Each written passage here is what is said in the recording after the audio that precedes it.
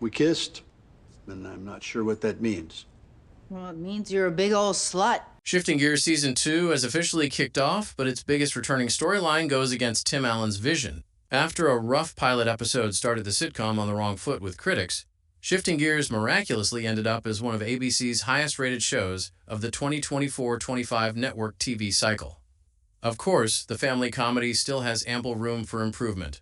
The onslaught of Tim Allen references in Shifting Gears could jeopardize the sitcom's identity as a standalone show, especially since Matt is the most divisive character in the main cast. Nevertheless, the strong ensemble, including Kat Dennings Riley, Seann William Scott Gabe, and Daryl Chill Mitchell Stitch, could make Shifting Gears Season 2 a stellar sophomore showing for ABC. Shifting Gears was always supposed to be a comedy about grief. For as highly anticipated as its return was, however, the sitcom's second season has an uphill battle to remain true to its original purpose.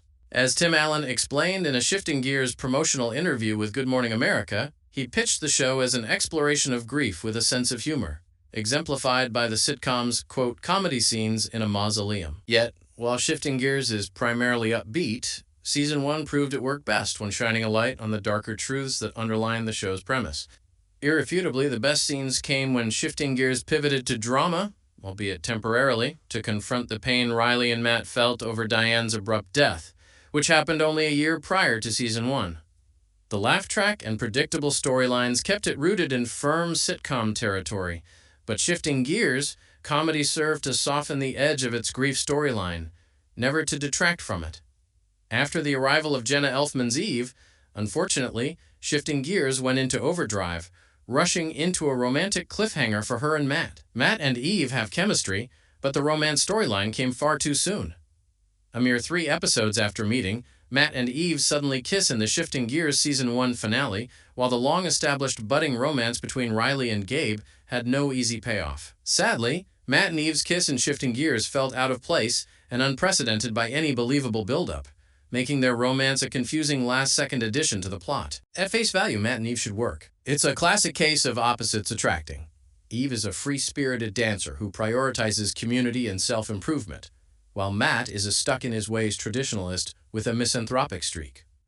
Beyond their personalities balancing out, they would force each other to change and grow, lending dimension to their characters. Regardless, even Matt's chemistry on paper doesn't mean Shifting Gears was right to throw in a kiss at the end of Season 1. For the sake of longevity and sticking to Tim Allen's vision, Shifting Gears should have dedicated its pilot season to building a strong foundation and establishing the family's journey with grief. Rather than end on a cliffhanger kiss, the Season 1 finale could have been a more wholesome celebration of how much Riley and Matt's relationship had improved, perhaps coupled with Matt agreeing to more grief-related healing tactics. Most importantly, Matt and Eve still could have had romantic development, but it would have been much more valuable in the long run. Primetime sitcoms always need a love story element, but Shifting Gears jumped the gun. It's understandable that ABC wanted both main characters to have a love interest, but Shifting Gears, romances needed strong, realistic development. Part of what made Matt and Eve's kiss jarring was that the show had spent the majority of their shared scenes cultivating a sense of animosity.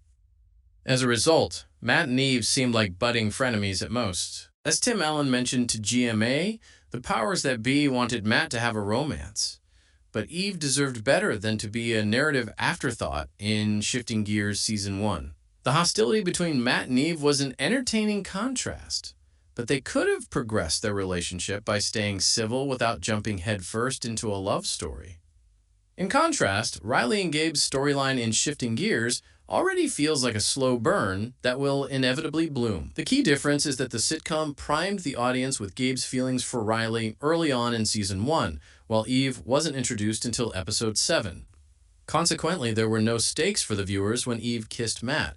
Furthermore, without any established romantic or sexual tension, there was no reason for the audience to root for Matt and Eve, especially after Shifting Gears continually hammered home the fact that Matt was still coming to terms with his new life as a widower and expressly wasn't ready to move on. How Shifting Gears Season 2 handles Matt and Eve could make or break the show. Luckily for Shifting Gears, the Season 2 premiere indicated Matt and Eve aren't heading towards a baseless committed relationship. If anything, Secret offered exactly what Shifting Gears Season 1 needed, an unflinching look at Matt's bereavement. The episode ends with Matt and Eve agreeing to casually explore their connection, but there's still time for shifting gears to go south.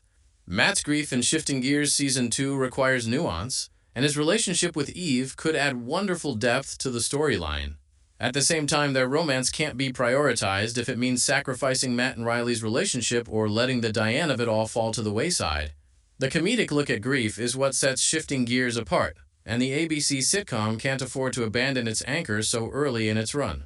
There is, of course, life beyond loss, and Matt shouldn't be stuck in his grief forever, but he also shouldn't magically overcome his trepidation for the sake of Shifting Gears, first love story.